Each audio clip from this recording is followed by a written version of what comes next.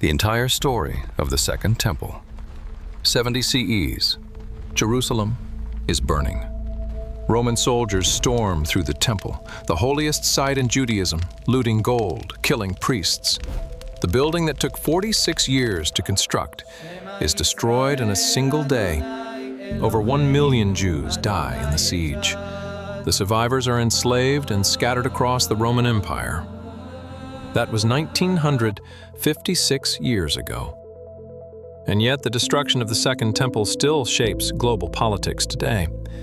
The Western Wall, the last remaining piece, is the most contested religious site on earth. Jewish groups pray for the day they can rebuild. Muslims guard the plateau above it, where the Dome of the Rock stands with absolute determination that it will never be touched. And some believe that when the Third Temple is finally built, it will mark the beginning of the end times. This is the entire story of the Second Temple, how it was built, how it was destroyed, and why, 2,000 years later, it still matters more than almost any other building in history. To understand the Second Temple, you need to know what came before. Around 960 BCE, King Solomon builds the first temple in Jerusalem, a massive structure covered in gold, cedar from Lebanon, bronze pillars. Inside the Holy of Holies sits the Ark of the Covenant containing the tablets of the Ten Commandments. For nearly 400 years, the first temple stands as the center of Jewish worship, the only place where sacrifices can be offered to God. Then in 586 BCE, Babylon destroys it. King Nebuchadnezzar besieges Jerusalem, burns the temple, and deports the Jewish elite to Babylon. The Ark of the Covenant disappears. It's never found. Some legends say it's hidden under the Temple Mount. Others say Babylon destroyed it. Nobody knows. For 70 years, the Jews are in exile. They expect to return eventually. And in 539 BCE, when Cyrus the Great of Persia conquers Babylon, he issues a decree allowing them to go back to Jerusalem and rebuild their temple. Some return. Many stay in Persia, where they've built lives. But those who go back begin the work. The Second Temple is completed in 516 BCE. It's not as grand as Solomon's. No gold covering every surface, no Ark of the Covenant. The older priests who remembered the first temple weep when they see it, because it's so much less magnificent. But it's a temple. God's presence can dwell there again. Sacrifices can resume. For 500 years, the Second Temple stands. Jerusalem is conquered repeatedly, Persians, Greeks, Seleucids, Romans, but the temple survives. In 19 BCE, King Herod the Great begins a massive renovation. He doesn't destroy the temple, but he expands it, beautifies it, makes it spectacular. Herod builds a massive platform, the Temple Mount, 35 acres. He constructs retaining walls using stones so large some weigh over 500 tons. Even today, engineers aren't sure how they moved them. The temple itself is rebuilt with white marble and gold. Josephus, the Jewish historian, writes that from a distance it looked like a snow-covered mountain because the white stone was so bright. Up close, the gold was blinding. The renovation takes 46 years. It's finally completed in 63 CE, just 7 years before the Romans destroy it. At its peak, the Second Temple is the center of Jewish life. 3 times a year, Passover, Shavuot, Sukkot, Jews from across the Roman Empire make pilgrimage to Jerusalem. Hundreds of thousands flood the city. They bring animals for sacrifice, lambs, goats, doves. The priests perform the rituals. Blood is splashed on the altar. Incense burns. The smell of burning meat fills the air. Only the high priest can enter the Holy of Holies, and only once a year, on Yom Kippur, the Day of Atonement. He goes in alone to make atonement for the sins of Israel. If he dies inside, if God strikes him down for unworthiness, they've tied a rope around his ankle. so they can pull his body out without entering. The temple isn't just religious, it's economic. Money changers in the courtyard exchange foreign currency for temple currency. Animal sellers provide sacrifices for pilgrims who traveled too far to bring their own. This is what Jesus overturns when he drives out the money changers, calling the temple a den of robbers. The temple is also political. The high priest is appointed by whoever controls Jerusalem. Under the Romans, the high priest is a political position as much as a religious one. The Sadducees, the priestly aristocracy, collaborate with Rome to maintain their power. The Pharisees, focused on Torah and oral law, oppose them. Tensions run high. In 66 CE, the Jews revolt against Roman rule. It starts with protests against Roman taxation and oppression. It escalates into full-scale war. Different Jewish factions, zealots, Sicarii, moderate priests, fight the Romans but also each other. Jerusalem descends into chaos. Rome sends General Vespasian to crush the rebellion. In 69 CE, Vespasian becomes emperor and his son Titus takes command. In 70 CE, Titus besieges Jerusalem. The siege lasts 5 months.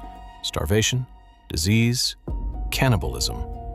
Josephus, who defected to the Romans, describes mothers eating their own children. On August 4th, 70 CE, the 9th of Av in the Jewish calendar, the Romans breach the walls. Titus supposedly gives orders not to destroy the temple. It's too valuable, too beautiful. But during the fighting, a soldier throws a torch through a window. The temple catches fire. The gold melts and runs between the stone blocks. Roman soldiers pry apart the stones trying to get the gold. By the end, nothing remains standing except the retaining walls of the Temple Mount. The western wall, what Jews call the Kotel, survives. Everything else is destroyed. Josephus estimates over 1 million Jews died during the siege and fighting. Most survivors are enslaved. The sacred objects, the menorah, the table of showbread, the silver trumpets, are taken to Rome as trophies. You can see them today carved on the Arch of Titus, a Roman monument celebrating the victory. We're about to jump 2,000 years to why this still matters today. But first, if you're seeing the historical depth here, hit subscribe. We're covering more biblical history that connects to the present. In 132 CE, the Jews revolt again under Simon Bar Kokhba. They believe he's the Messiah who will restore the kingdom and rebuild the temple. Rome crushes the revolt. An estimated 580,000 Jews are killed. Emperor Hadrian bans Jews from entering Jerusalem except 1 day a year. He renames the city Aelia Capitolina and deliberately builds pagan temples on the Temple Mount to erase Jewish connection. For the next 1,800 years, no temple stands in Jerusalem. Judaism transforms. Without the temple, there can be no sacrifices. Rabbis develop a new form of Judaism centered on Torah study, prayer, and synagogue worship. The destruction of the temple is mourned every year on Tisha B'Av, the 9th of Av. The same day both temples were destroyed. In 637 CE, Muslim armies conquered Jerusalem. Caliph Umar is shocked to find the Temple Mount being used as a garbage dump by Christians. He cleans it personally. In 691, Caliph Abd al-Malik builds the Dome of the Rock directly over the foundation stone, the spot where Jewish tradition says the Holy of Holies stood. It's a statement. Islam has superseded Judaism. The Dome of the Rock still stands today. And that's where the complications begin. The Western Wall is the last remaining piece of the Second Temple complex. Not part of the temple itself, but the retaining wall Herod built for the Temple Mount platform.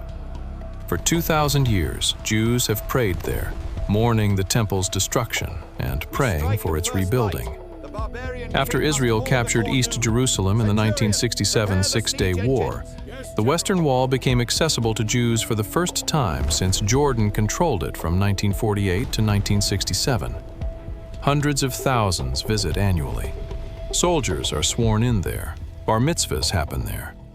It's the holiest site in Judaism where Jews can currently pray. But above the wall sits the Temple Mount, and on that platform are the Dome of the Rock and Al-Aqsa Mosque, the third holiest site in Islam. Muslims call it the Noble Sanctuary. Since 1967, Israel controls access to the area, but a Muslim authority, the Waqf, administers the Temple Mount itself.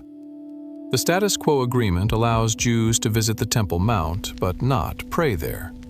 Any violation of this triggers massive tension. When Ariel Sharon visited the Temple Mount in 2000, it sparked the Second Intifada.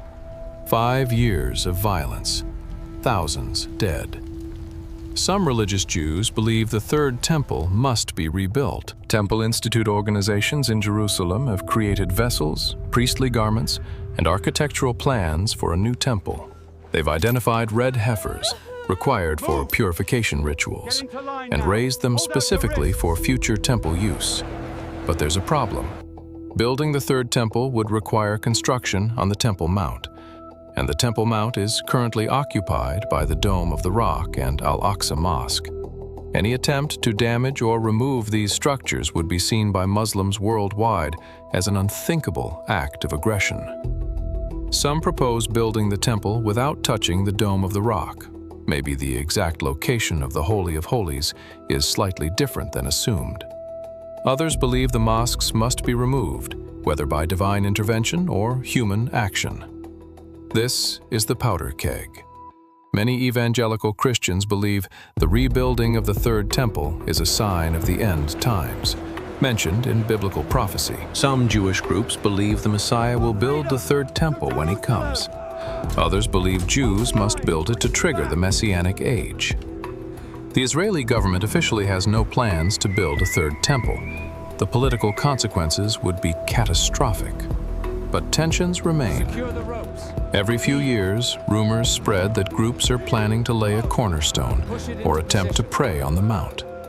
Each time, violence erupts. In 2026, the Second Temple has been destroyed for nearly 2,000 years. And yet, the Temple Mount remains the most volatile piece of real estate on Earth. 3 religions claim it: Jews as the site of their 2 temples, Christians as the place Jesus taught and overturned the money changers, Muslims as the site of Muhammad's night journey to heaven. The Western Wall below is a Jewish holy site. The platform above is a Muslim holy site. And any change to the status quo threatens to ignite conflict that could spread far beyond Jerusalem. After the October 7, 2023 Hamas attack and the subsequent war in Gaza, tensions around the Temple Mount have only increased.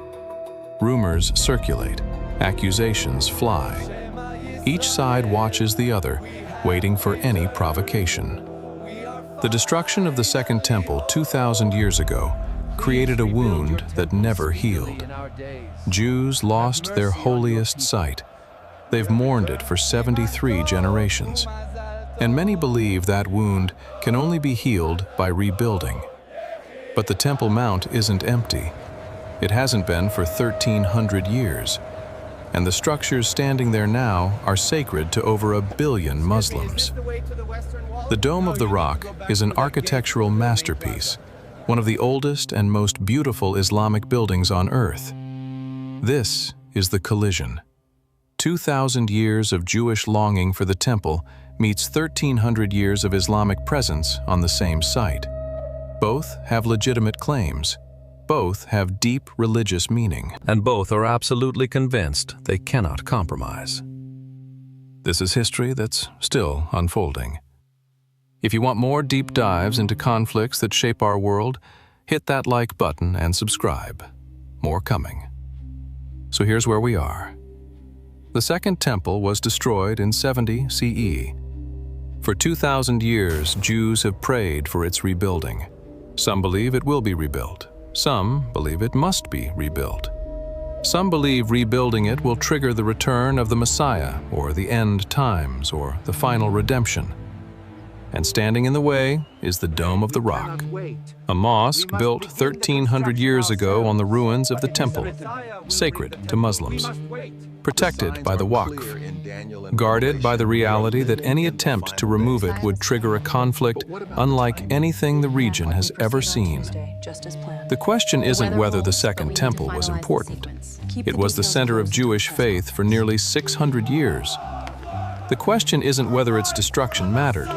The mourning has lasted 2 millennia. The question is, what happens next?